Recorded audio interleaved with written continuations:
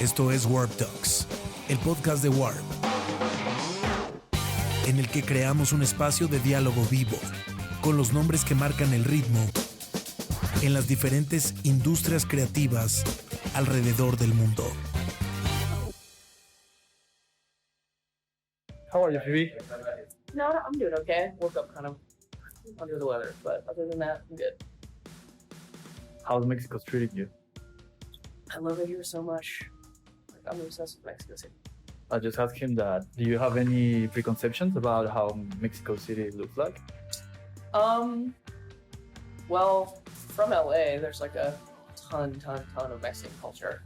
California is Mexico, or it should be.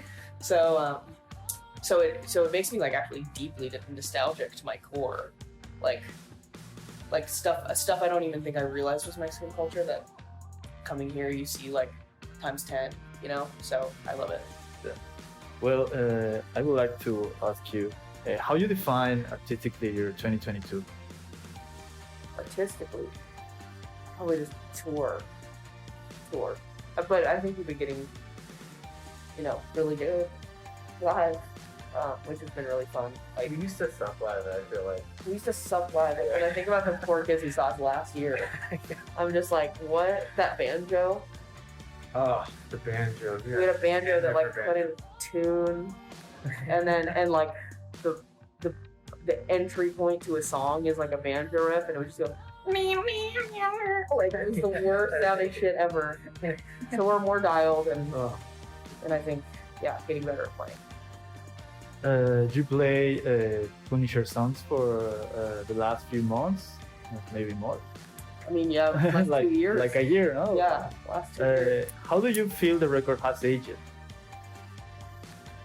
I mean, the fun part to me is that like I was pretty sick of my first album when I finished the first tour. Like, didn't want to play those songs ever again. And I don't play a lot of the songs now. And Punisher, I play the whole record at shows because I like it still. So that's cool. Like, I feel like it's just aged.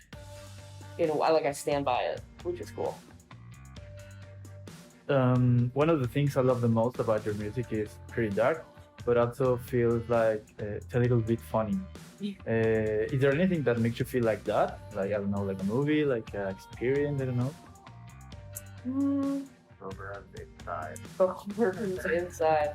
Yeah, actually, like when I connected with Bo, it was like I think he accidentally made like a real song that I would write, and I was like making like Funny Feeling is like a song that both of us would have written. He's funnier than me. Yeah, exactly. Just having you met right in the middle. Yeah, but I think that humor is like the only way to really. I mean, the truth is funny. The truth is really funny to me, and fucked up. Yeah. Right now, so.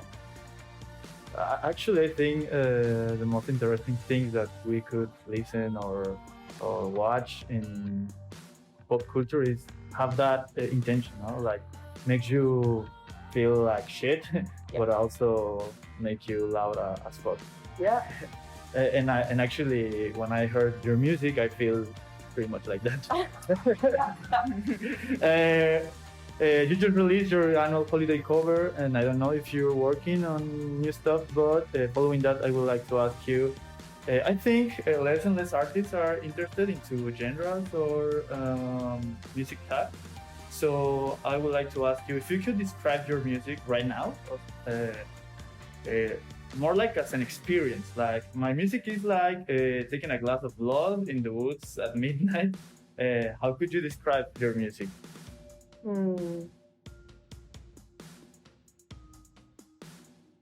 What's the thing that gets released when you dream that you talked about? The nostalgia thing. Oh, it's just a part of your brain, your amygdala becomes super hyperactivated. I think the thing that I try to do, because this is my favorite feeling in my life, is like make stuff that feels like when you wake up from a dream that's like really, really nostalgic, and you're sad that it's over, Like, one time when I was a kid, I had a dream that I could like levitate shit with my mind, and then I spent like the next hour in bed when I woke up trying to like levitate it with my mind. I didn't know But, like- this. You went like tread the bench Like- with your mind style. but I think, you know, I get that feeling like walking around in the trees here or whatever. Like I just try to. It's like this. It's this weird thing that I want. I want it to be like real, but I want it to be like the sad nostalgia that Ruby can tap into. Yeah. For the last couple of weeks, you have been on tour along some Latin America countries. Have you ever imagined that you could sing for people that doesn't speak the same language as you? No, I feel We made eye contact at where was that? Buenos Aires. probably. Because when we first met, Marshall had this song idea for Scott Street, and it's so regional, like it's so about our neighborhood, and hearing like a bunch of people who English is definitely not their first language at the very least, screaming about like Echo Park was pretty surreal and wild, and I don't think you like even more so because when I met with you when you were like 26 and you've been in a band for that whole time, and I was like, I just turned 20 and had like big ideas about myself, and you were like, yeah, I'm a failure, like like we were like in different places, so yeah, that's why I looked at you during that song specifically, because I was just like, whoa. I honestly thought with your music it would be thrown up on like, you know, TuneCore, Bandcamp, or one of those sites, and like maybe some people would like it. And at the very most, like the biggest dream that I had for it was like playing some rock clubs around like the Northwest and like maybe like New York, and that would be like a huge accomplishment. So that something like that, what you're asking about, just it's so great. It's like you're talking about the dream thing. It feels like not real. I think our trick to happiness, honestly, like you and I, is that our bar for success was so fucking low, and like it really just was like getting to play music that we liked every day. That sounds reductive and cheap because we also wanted to pay rent, but we met at a year where we like both randomly could pay rent and got to play music all day, and like getting to headline like that 500 capacity show was like the best night of my life at the live room. And then like every year I have like 500 new, you know, best moments in my life, like every day, you know. It's like, it's pretty cool. You know what I mean? Like I laugh at it because it's funny. Like something like that, I just laugh. Oh, this is so ridiculous that we're in like Buenos Aires right now. Like it's so crazy. And it's very special because in countries like ours, we don't have a great education into languages. So when we heard English music, that inspired us to learn about your language, and it's like a bridge for us to learn that. A few weeks ago, I read a conversation between David Byrne and Lord when they're saying they're a little bit tired of this time of the industry because music is about everything but music. It's about stats, it's about marketing, it's about social media. What do you think about it? I think as long as the music is good, I love marketing and stuff. I mean, like the skeleton costume or whatever. Like, I think marketing is like a shitty word for, to me, what's like just fun and art a lot of the time. You know, like I don't.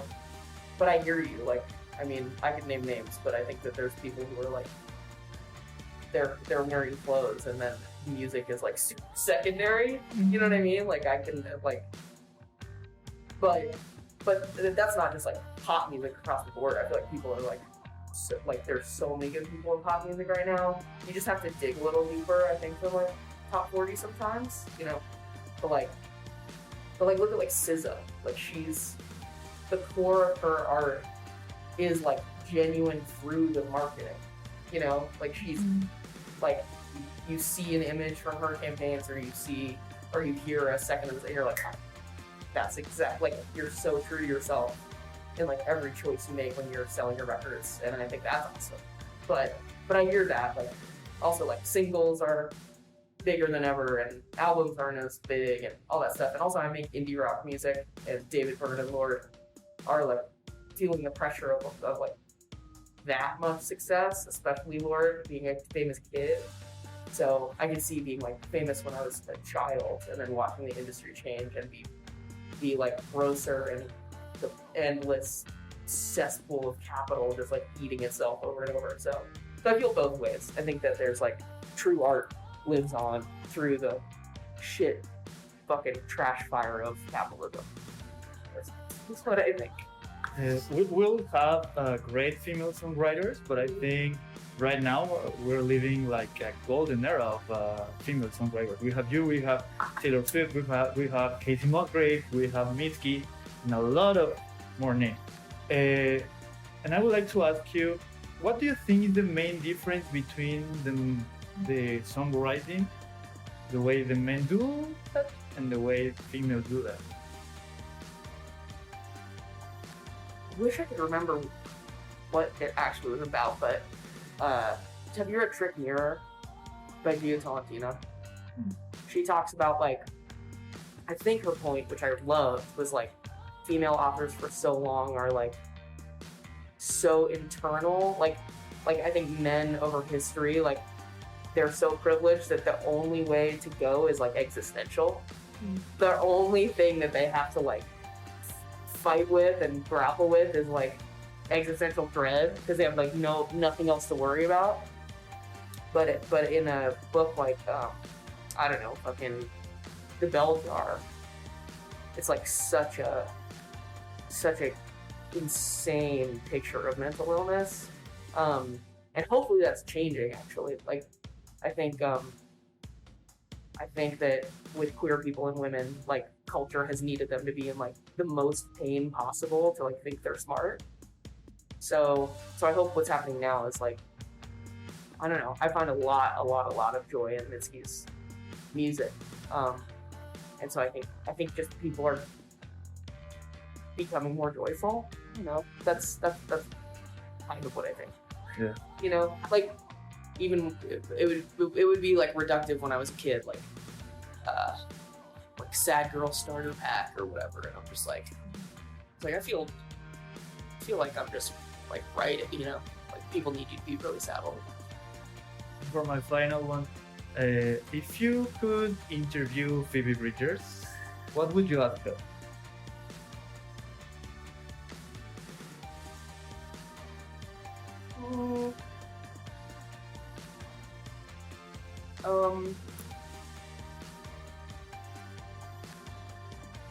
Weird. I think maybe like